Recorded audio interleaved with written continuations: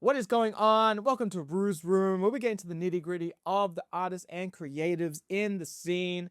I am Rue, aka the Culture Black Kid, and today we have Jujus World. She is a South Indian R&B artist, originally from Perth, but is now based in Melbourne, whose latest handful of tracks, dubbed the Valentine's Pack, is out right now. Juju, how are you doing? Like for real, for real? How are you doing? Ooh, I am doing well. I am a little bit nervous. Okay. Yeah, it's Okay. kind of nervy, but we're pushing through. That's all right. That's all right. I mean, it's been a minute since we've been talking about doing this, and truth be told, it's been like an hour to get to shooting. So I think we've had enough time to start getting to who we are. But that's all right. We finally got here. Like I just mentioned, Valentine's Pack out right now. How has the reception been? How has the start to your year been with releases and music and all that stuff? The reception has been wonderful for the Valentine's pack. Just people really resonating with it, and Valentine's Day is like a day of love, and people really connected with those 4 songs. So it was really nice to see that, and yeah, the month has been really busy. The start of the year in general. Yeah. We're trying to get the Valentine's pack out. So No, it for was sure. just, it was hectic. It was go, go, go. Yeah. No, for sure, for sure. And why, I mean, you kind of alluded to it, but why for you do you feel like you wanted to center it around Valentine's Day and that specific time? Yeah. I think because I usually write Mhm. love songs or something very heartfelt and personal. So I was like, that'd be perfect. It's a way to connect. So I was like, okay. It's like a universal Of course. holiday or Yeah. like No, for sure. date Yeah. that people could reflect on. Okay. Yeah. Okay. No, I get you. I get you. If you had to have one that wasn't Valentine's Day, but was still centered around some sort of holiday or thing, what would you go next? Not saying that this is what you would do, but International Women's Day. Yeah. hard. Yeah. That just that just passed. It just Yes. Happy International Women's Day. Yes. For sure, for sure. And my final thing on this before we get into the meat and potatoes of this interview, kind of like an intro question game for you. So what you are going to do is, or what is happening in this scenario is you are linking up for Galentine's, drinks, and a night in the city with 5 other local artists. Okay. Who are those 5 other artists that you want to kiki and have a Galentine's night on the town with?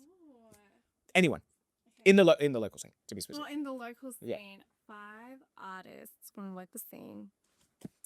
To kiki it up, I would say there's a group close by, and they're called Tab Family. Okay. And they are so talented, but each individual artist and composer has their own personality. So they would be such a laugh. Okay. I would say VVP. She would be really fun, and I think she would be like, oh, she'd be so cool. Yep. I feel like some really good stories. Yeah. Out of her. No, for sure. For sure. That's 2. That's 2. Who else? I feel like I need to personally know some more artists. Okay. To really. But this kind of also your shoot your shot to be like, yo, Shoot your shot. Okay. let's go get some let's get a drink. Let's kick it. I'd say Pania. Okay. I was really I ended up meeting her at the Aria last year. So she is such a cool cat. She's really chill. And she's really lovely in person, and she's just, I think would have fun. Okay. Okay, that's 3. That's 3. I would say there is an artist named Henny, Okay. and she makes like sad girl pop. She loves a good chat, and I love that. Like, give me the nitty gritty of singing. Like don't just tell me, hey, I'm good. Give me the nitty gritty. I love that. Yep. So she's a cool cat. And one more, I will say, Shrita. Ooh. Oh, Sharita? Shrita. Yeah. Yeah. She seems really cool. Yeah. Okay. Nice. That's a little Galentine's drink crew. Let's go. No, for sure. For sure. Is there a spot in Melbourne that is like a favorite that maybe Well, you'd want to go to? See, that's the thing. So I've recently Sure. moved For to sure. Melbourne. Yeah. So if you know any spots, call me on. I have zero. Do you know any spots? I don't know any Call me spots. on, call me on. But I love like a rooftop bar scene. Amazing. I love that. Amazing. There's a lot of them around Yeah. this area. So, yeah. Well, if you're in Sydney, then Yeah. for sure. All right. Let's get into the main part of this. So what we're gonna do is take it back to primary school days, a little bit of a show and tell. I've asked you to do a little bit of homework, get a few items, but if not, then that's okay. Hopefully we at least get a dope story to go along with it. So let's get into that right now. And my first question to you is, what is something that represents who you are as a person? Yeah. For this question, you stumped me. Okay. It's like, I can't find one thing Mm-hmm. that represents me as a person. So I bought 3. Okay, fire. Here for it. Interesting. They're all very different at them. So, hey guys, welcome to Show and Tell. Okay, so my first thing is a light bulb. Okay. Now, I feel like this represents me as a person because I try and have a positive outlook in life and just try and be like a bright person. Yeah. Not only in my life, but into people that I interact with. So that's the light bulb. Yep. From matches. Nice. And that's because I like to say I'm a little feisty mama when I need to be. So yeah, that's matches. Look, matches. Okay. And then the last little thing that I've got is these little origami stars. Ooh, interesting.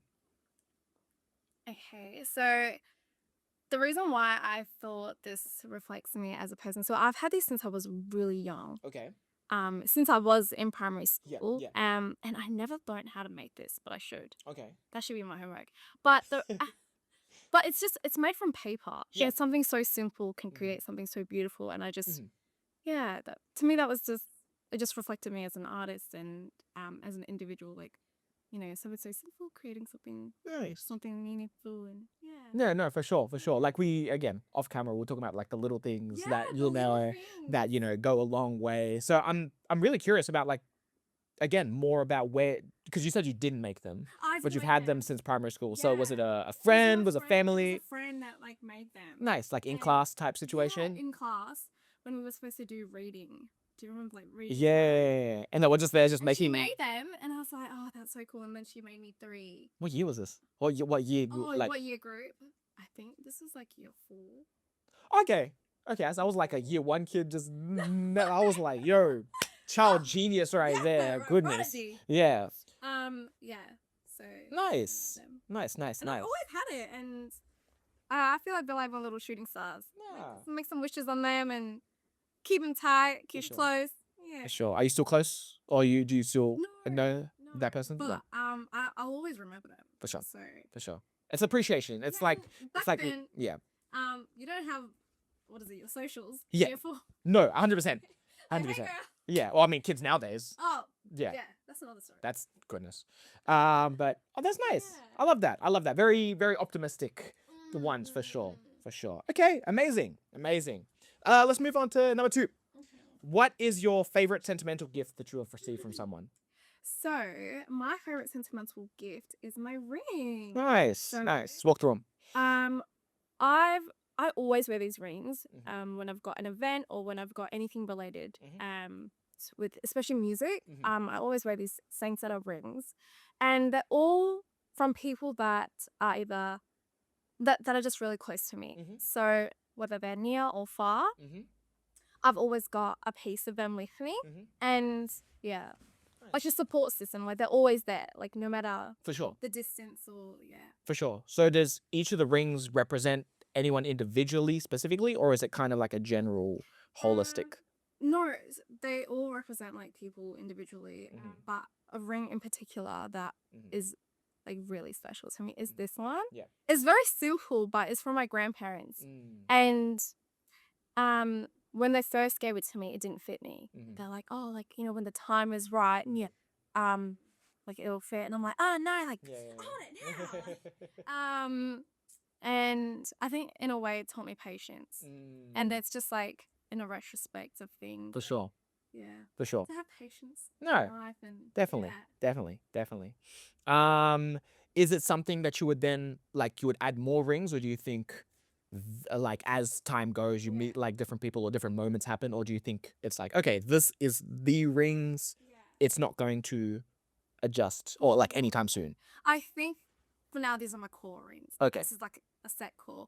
But I would like to maybe have one for my siblings. Yeah. Yeah.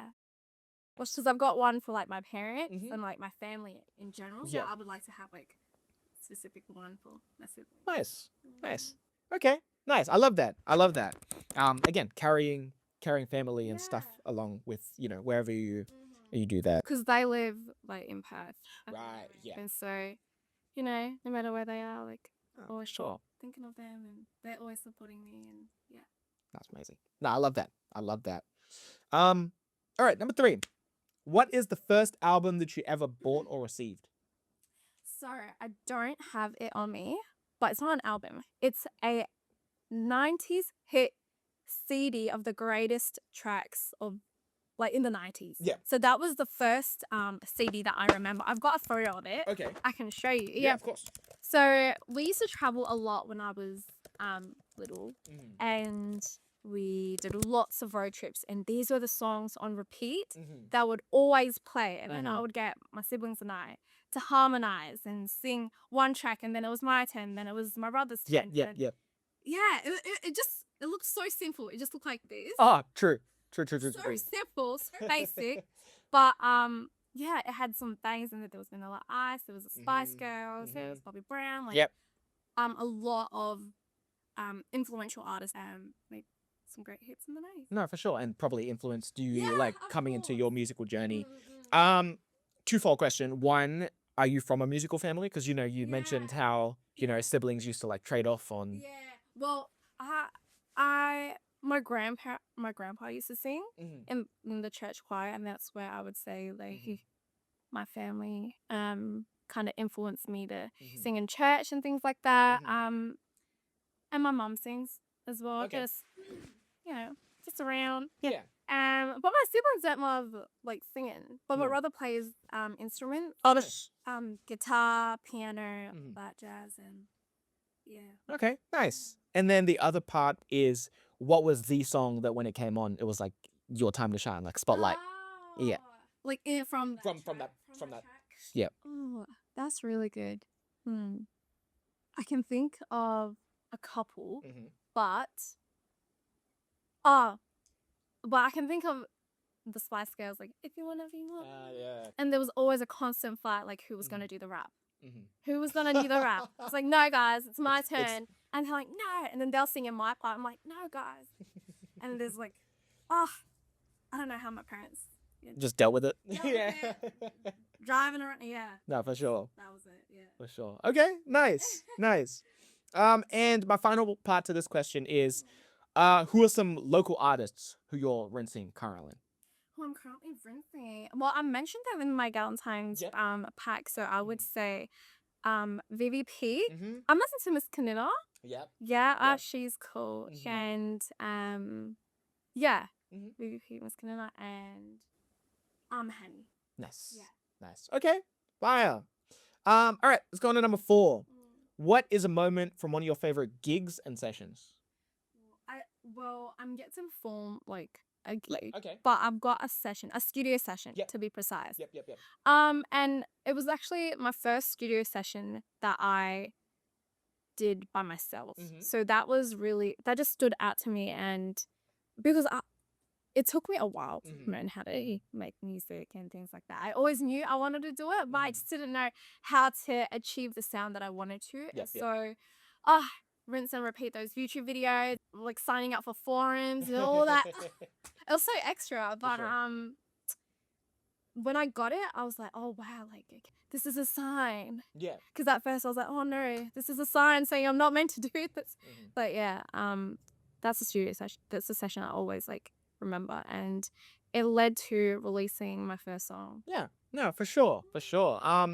And through that journey of you self-produce your stuff. Like, would you ever want to then start producing for other artists as well? Or do you want to, I mean, at some point. At some point. Yeah. I don't think so. You want to just keep it internal? Gatekeep Yeah, gatekeep your production? I think so. I think because I'd like to focus more on like making my songs for myself, because artists need to have their own, like, I want to give them the platform to showcase their talent. I don't want to be like, oh, guys, I can do that too. Where there's like so many producers, like that work so hard in producing songs. I get you. I'm just like, oh, guys, I produce here and there. Just Okay. yeah. That makes sense. And as you said, you haven't had a proper gig yet. Is there a someone who you'd love to open for? Yes. If I could open for someone, I would like to open for. Oh, I've got a couple. Yeah. Can I give you a couple? Of course. Sure. Kalani. Yep. Summer Walker. Of course. Yep. Mariah the Scientist. Party Next Door. Yep. Okay. Yeah. Nice. I feel like melodically they all like would suit, complement each other, and like with my music as well. I'm like, oh, I can see that. Okay. Well, if there's any managers or labels and stuff that should. Yeah. No, for sure. Okay. And number 5. What is something that represents your dreams and aspirations within your field? Now, I don't have a thing for this, but A lot of people don't. There's 3 things. I would say my faith, my culture, and my community. Okay, break it down.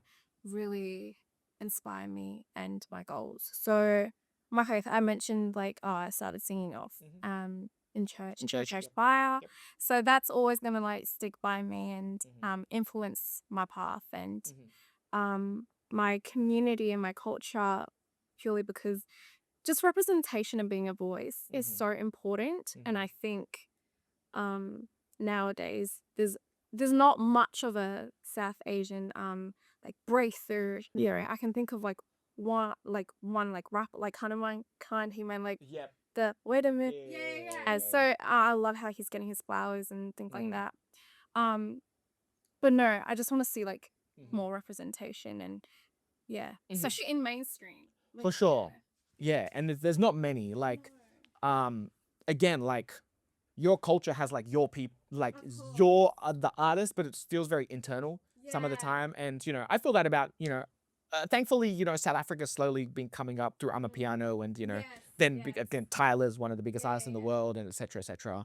But still, there's a lot of internal artists in South Africa or Southern African or just African music in general that will be dope to see come out. So yeah, I totally get what you mean in regards to like the more shine more light on 100%. people and be one of those people who can break out. And that's what I would say. Like, would really influence my future.